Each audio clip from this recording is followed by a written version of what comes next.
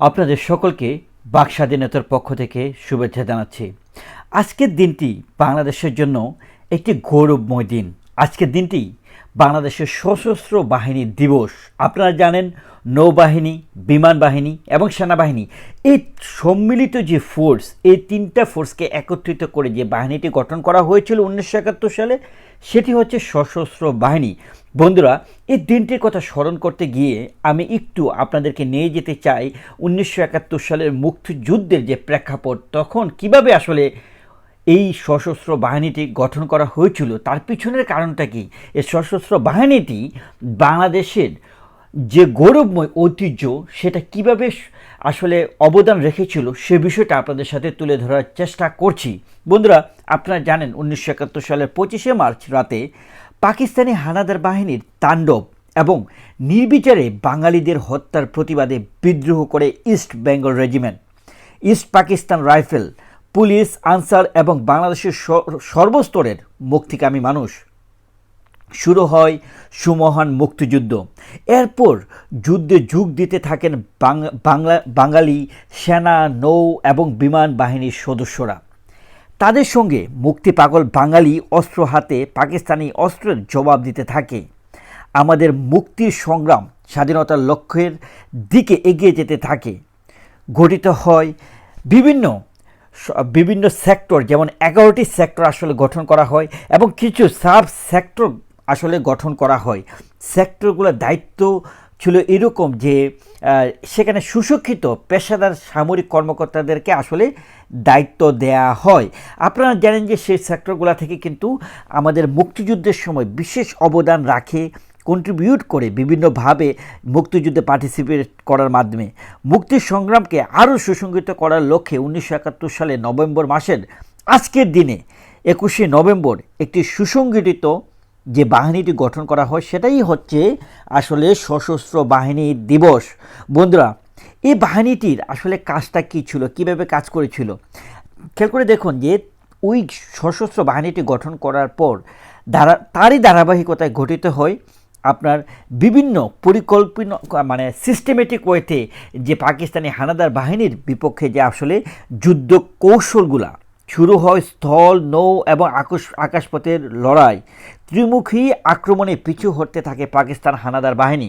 এর কিছুদিন পর যুক্ত হয় মিত্র বাহিনী। একের পর এক আক্রমণে বিপুল ক্ষয়ক্ষতির মুখে 1971 সালের 16ই ডিসেম্বর পাকিস্তানি হানাদার বাহিনী আত্মসমর্পণ করে। তাদের 93,000 সৈন্য আত্মসমর্পণ করতে বাধ্য হয় বাংলাদেশের মুক্তিকামী মানুষের সাথে। খেয়াল করে দেখুন, যেখানে বাংলাদেশের হাতে কিছুই ছিল না, সেখানে বাংলাদেশের মুক্তিকামী মানুষ যখন ঝাঁপিয়ে পড়ে, যখন সশস্ত্র বাহিনীর স্থল, নৌ এবং আকাশপথে লড়াই, পাকিস্তান হানাদার বাহিনীর দিকে যখন আক্রোশ যখন একদম তীব্র মাত্রায় হয়, তখন কিন্তু তারা এই 16ই ডিসেম্বর 93,000 সৈন্য আত্মসমর্পণ করতে বাধ্য হয় পাকিস্তানি হানাদার বাহিনী। সশস্ত্র বাহিনী আমাদের গর্ব এবং আমাদের অহংকার, আমাদের একটি অস্তিত্বের একটি শক্তিশালী স্তম্ভ। আমাদের সশস্ত্র বাহিনীর কয়েক হাজার কর্মকর্তা জাতিসংঘের শান্তি রক্ষা মিশনে বিভিন্ন দেশে শান্তি শৃঙ্খলা প্রতিষ্ঠায় নিরলস কাজ করছে। তো চিন্তা করে দেখুন যে আমাদের যে আপনার এই যে সশস্ত্র বাহিনী, তাদের যে কর্মকর্তারা আছে, হাজার হাজার কর্মকর্তারা, তারা কিন্তু বহির্বিশ্বে শান্তি শৃঙ্খলা বজায় রাখার জন্য তারা কাজ করছে।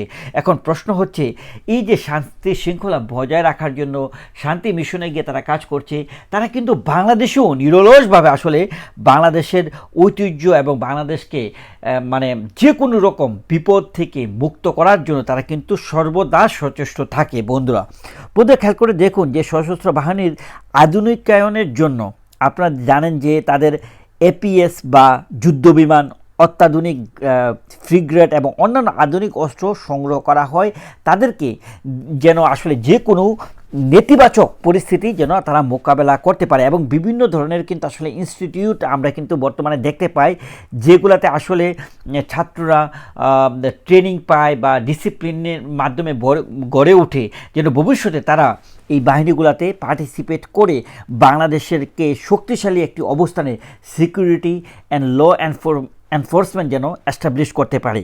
বন্ধুরা, সশস্ত্র বাহিনীর সদস্য সংখ্যা বাড়ানোর জন্য একটি কম্পোজিট ব্রিগেড এবং পদাতিক ব্রিগেড এবং স্পেশাল ওয়ার্কস ব্রিগেড সহ কয়েকটি বিভিন্ন ধরনের ব্যাটালিয়ন সহ অন্যান্য উন্নয়ন কর্মসূচি বাস্তবায়নে কিন্তু বিভিন্ন ধরনের আমরা কিন্তু পরিকল্পনা দেখতে পেয়েছি অনেক দিন ধরেই।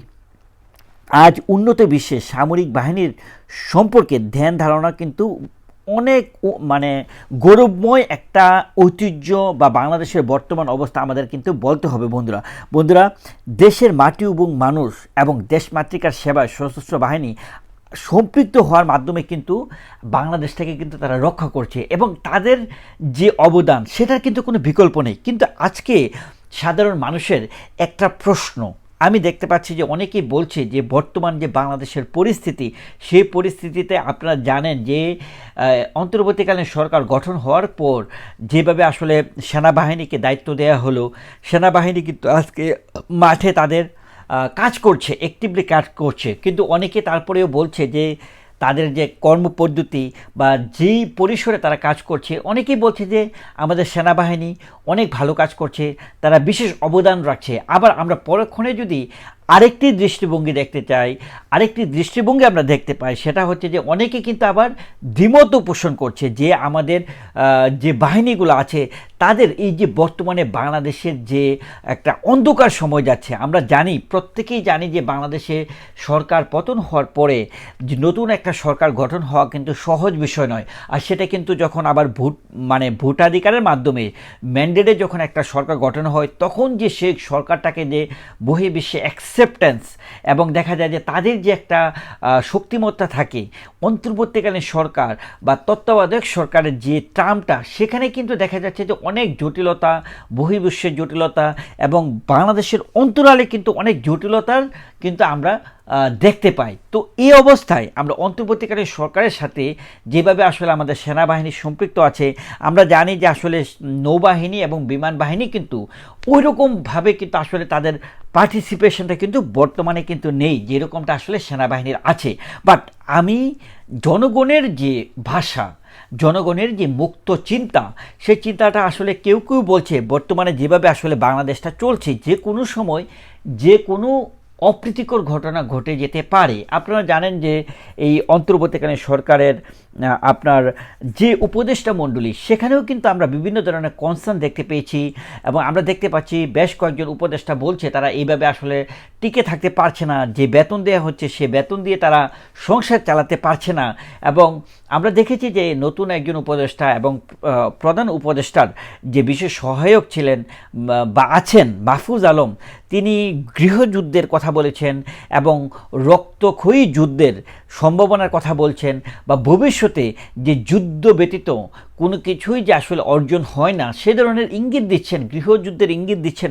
এই বিষয়গুলোকে যেন আমাদের সশস্ত্র বাহিনী বিষয়গুলোকে যেন খুব সিনসিয়ারলি অ্যাকসেপ্ট করে বিষয়গুলোকে তারা যেন খুব সচেষ্ট থাকেন। আমার মনে হয় যে জনগণের ভাষা এটাই যে আমাদের সশস্ত্র বাহিনী যেন এই বিষয়গুলোকে যেন পর্যালোচনা করে, তারা যেন বাংলাদেশের বর্তমান অবস্থাটাকে পর্যালোচনা করে এবং বহির্বিশ্বে যে আমাদের সশস্ত্র বাহিনীর যে অবদান, যা আমরা জানি যে যেভাবে তারা আসলে আমাদের অনেক সশস্ত্র বাহিনীর অনেকেই কিন্তু আসলে তাদের শহীদ হয়েছেন বিভিন্ন মিশনে গিয়ে, সেটাও কিন্তু আমরা জানি। এবং আমরা এটাও জানি জাতিসংঘে, ইউনাইটেড নেশনে আমাদের সশস্ত্র বাহিনীর কর্মকর্তাদের কতটা রেপুটেশন সেটা কিন্তু আমরা জানি। এবং বাংলাদেশের সশস্ত্র বাহিনীর কর্মকর্তারা যেখানেই যায় সেখানে কিন্তু তারা মানে তাদের জীবন দিয়ে, জীবন বাজি রেখে কিন্তু বিভিন্ন প্রতিকূল মুহূর্ত যে মোমেন্টগুলো সেগুলোকে বাধা বিপত্তিকে অতিক্রম করে তারা কিন্তু হাইলি ট্রেন্ড হয়ে কিন্তু তারা যুদ্ধে ঝাঁপিয়ে পড়ে এবং শান্তি প্রতিষ্ঠা করে। তা আমরা বাংলাদেশের মানুষরা কি চাই? বাংলাদেশের মানুষরা চায় বর্তমানে বাংলাদেশের যে পরিস্থিতি, সেই পরিস্থিতিটাকে যেন সুন্দরভাবে পরিচালনা করা যায়, আইন শৃঙ্খলার জন্য সুন্দরভাবে বিকাশ ঘটে, আইন শৃঙ্খলার জন্য সুব্যবস্থার জন্য সুপ্রতিষ্ঠিত হয়, সেটার মাধ্যমে যেন সশস্ত্র বাহিনী যেন বিশেষ ভূমিকা রাখে, সেনাবাহিনী যেন বিশেষ ভূমিকা রাখে এবং বাংলাদেশের মধ্যে যেন স্বাধীনতার যে সার্বভৌমিত্ব 1971 সালে যে সশস্ত্র বাহিনীর যে অবদান, সেই অবদানের মতো মিল রেখে আমরা যেন একে অপরের সাথে কাঁধে কাঁধ মিলিয়ে সকলেই যেন বাংলাদেশের কল্যাণের জন্য আমরা যেন এগিয়ে যেতে পারি, বাংলাদেশের সশস্ত্র বাহিনীকে আমরা শ্রদ্ধা জ্ঞাপন করি। 1971 সালে তাদের যে যৌথভাবে তারা যেভাবে অবদান রেখেছিল, আজকে 2024 এসেও আমরা তাদের দিকে তাকিয়ে থাকব। তাদের বিশেষ অবদান যেন বাংলাদেশকে সুমর্যাদায় আবারও 1971 সালের মতো প্রতিষ্ঠা করতে পারে। বন্ধুরা, আপনারা ভালো থাকবেন। আপনাদের কমেন্টে আশা করছি আপনাদের কোনো পজিটিভ নেগেটিভ যে ধরনের চিন্তা চেতনায় আপনারা করছেন বর্তমান অবস্থানটাকে নিয়ে, সেটা নিয়ে কমেন্টস করবেন। ভালো থাকবেন। Thank you so much.